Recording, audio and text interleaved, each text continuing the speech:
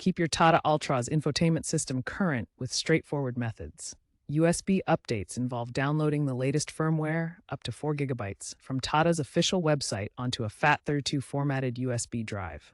With the ignition on, insert the USB into the car. The system will auto-detect and begin installation, taking 20 to 45 minutes. For OTA updates, connect your Altroz to Wi-Fi or a mobile hotspot via the infotainment settings. Check for updates in the menu and initiate the wireless download and install.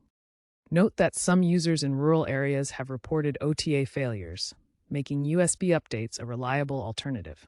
Always perform updates while parked to ensure safety.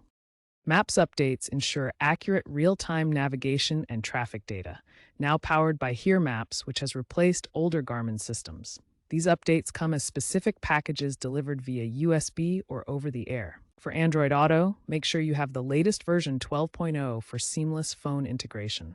Connect via USB or wirelessly through Bluetooth and Wi-Fi to mirror apps, calls, and music. CarPlay supports iOS 18 for compatible integration. Connect wirelessly using Bluetooth and Wi-Fi or via USB cable to access phone features safely while driving. Common issues include file corruption during USB transfers. To prevent this, always verify the MD5 hash on Tata's website before installing updates.